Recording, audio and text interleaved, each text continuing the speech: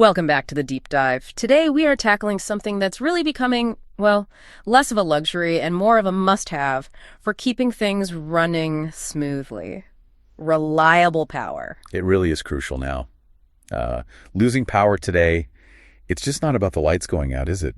Our sources really drive this home. Think about the risks. Food spoiling, especially specialized diets or meds needing refrigeration. Right, or communication systems going down, security systems failing. Exactly.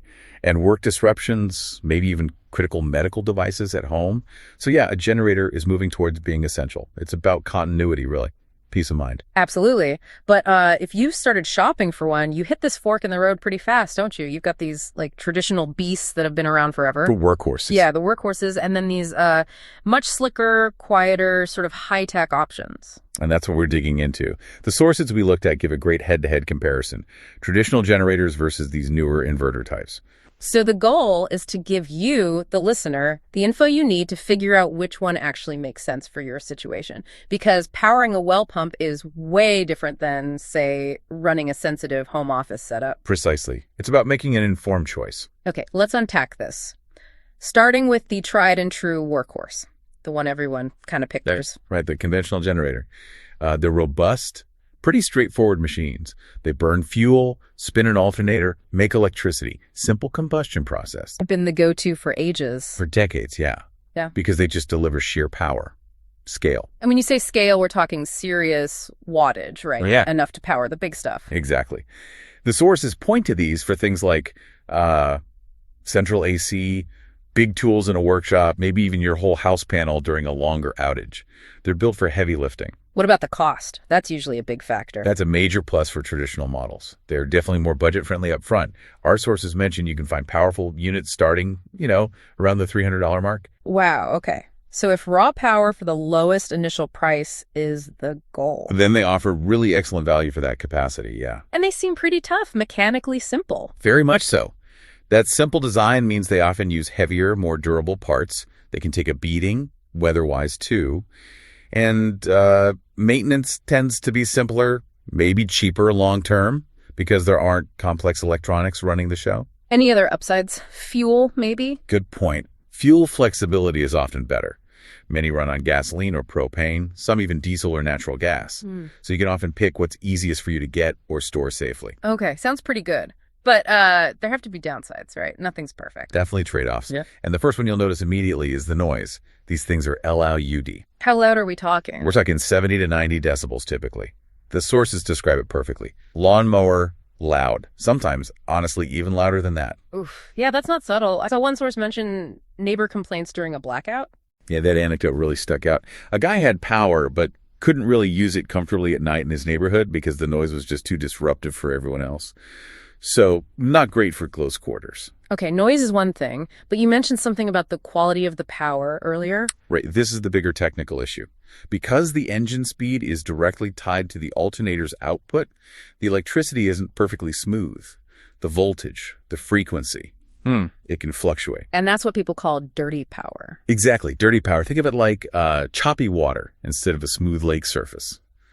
Modern electronics, your laptop, smart TV, fancy appliances, medical gear, they need that smooth, consistent waveform, a pure sine wave. So the choppy power from a traditional generator could actually harm them. It potentially could, yes. It might damage sensitive circuits or at least shorten their lifespan. It's a real risk, especially with how much we rely on tech now. That feels like a potential deal breaker for a lot of people. Okay, here's where it gets really interesting. How does the newer tech tackle those two big problems, the noise and the power quality? Right. That leads us straight to the inverter generator. This is the evolution, you could say. They're almost like power conditioners, not just generators. How do they work differently? I mean, they still use an engine, right? They do, yes. An engine runs, but that's kind of where the similarity ends. It's a three-stage process, really. Okay, walk us through it. This tech difference explains the price jump, I imagine. It does. So first, the engine generates AC power, but it's high-frequency AC. Then sophisticated electronics convert that AC into stable DC power, like battery power. Okay. And then the crucial part, the inverter turns that smooth DC back into AC power, but it's incredibly clean, stable AC. A perfect sine wave, essentially synthesized electronically, regardless of how fast the engine is running at that moment. Ah, so the output isn't directly tied to the engine revving up and down. Precisely. The result is power with very little harmonic distortion. Safe for anything. Laptops, smartphones, medical equipment, you name it. No worries about frying circuits. It's clean, stable power. And what about the noise? Does that decoupling help there too? Massively. Yep. Because the engine doesn't have to run at a constant high speed just to produce power. It can idle down when the load is light. So they operate much, much quieter. How much quieter? We're talking 50 to 60 decibels. That's like a normal conversation level. You can actually stand next to one and talk without shouting. It's a night and day difference. Wow. Okay, that quiet operation must link to fuel use too, right? If the engine isn't screaming all the time. Absolutely. That smart throttle technology where the engine speed matches the actual power needed means they sip fuel. Up to 40% less fuel compared to a traditional generator running the same, say, partial load. 40%, that's huge. It really is. Think about runtime. For camping or a long outage, using that much less fuel means way fewer refueling hassles and much longer operation on a single tank. Big convenience factor and cost saving over time, too. And I've seen these inverter models. They look much smaller, lighter. They are. Designed for portability. Much more compact, lighter weight. Often one person can easily lift and move them. Perfect for RVs, tailgating, moving it where you need it. Not like lugging those big traditional ones around. Can they still provide decent power being smaller? Yes, and they have a clever feature. Parallel capability. The sources highlight this. You can often link two identical smaller inverter units together with a special cable. To double the power. Exactly. So maybe you buy one smaller one for everyday needs, but if you need to run, say, an RV air conditioner, you can link a second one temporarily. Gives you flexibility without buying one giant expensive unit. Okay, so the inverter sounds ideal if you need quiet, clean power, maybe need to move it around, or really need to protect those expensive electronics. Campers, RV folks, homeowners with lots of tech. That's the core audience for sure. Yeah. If those factors, quiet, clean power, portability, are high on your list, the inverter is probably the way to go. Right. Let's nail down the decision then. We've seen what each can do. Let's put them head to head on the key specs. What are the hard trade-offs you're making? Okay, boiling down the source comparisons. First, noise level. Big difference. Traditional, 70-90 decibels. Lawnmower loud.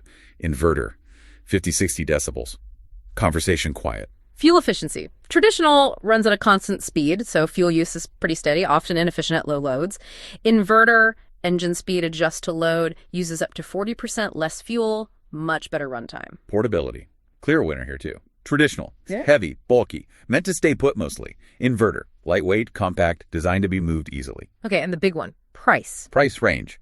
Traditional gets you in the door cheaper, maybe $300 up to $3,000 more for really big ones. Inverters start higher, typically $500 maybe, and can go up to $4,000 plus for larger high-end models because of that complex tech inside. Hold on, $300 versus $500 minimum, that's still a $200 jump. How do the sources justify that extra cost if someone just needs backup for, like, the fridge and a few lights short term? That's a fair question. The justification really comes down to, well, two things. The value of clean power and the total cost over time.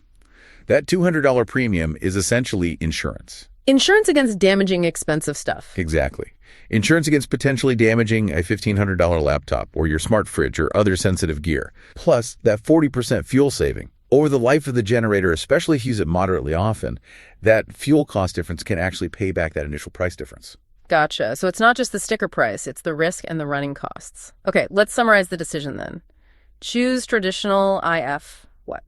Choose traditional if you need the absolute maximum power output, like over 5,000, 7,000 watts regularly, or if budget is truly the number one overriding concern, or if you can place it far away where the noise just doesn't matter. Okay, and choose the inverter IF. Choose the inverter if quiet operation is critical. Maybe campsites, close neighbors. If you absolutely need that clean power for sensitive electronics, which is most households today, honestly, or if portability and fuel efficiency for longer runtimes are key priorities, like for RVing or extended use. So connecting this to the bigger picture, it really boils down to prioritizing raw wattage and initial cost versus prioritizing power quality, quietness, and efficiency. That's the fundamental trade-off. Volume of power versus the quality and convenience of that power. Makes sense. Ultimately, getting the right generator gives you that control, that protection against, the power going out and disrupting everything from your security system to your work calls. It really is an investment in stability and, frankly, safety in our connected world. So what does this all mean for you listening? Hopefully, by understanding these differences, the noise, the power type, the efficiency, you can move past the guesswork and make a really solid choice for your specific needs, whether it's the budget workhorse or the quiet, smart inverter. And maybe one final thought to chew on. Building on that fuel idea we touched on, don't just focus only on the peak wattage number on the box. Think about the fuel. How does the generator's fuel type, gas, propane, natural gas, and its efficiency match up with how long you realistically expect to need power? And how easy is it for you to store or access that fuel safely for that duration? Matching the fuel strategy to your likely needs is just as critical as picking the right wattage to ensure your power independence actually lasts when you need it most. Good point. Fuel availability and runtime are key. Something to think about. Thanks for tuning in to The Deep Dive.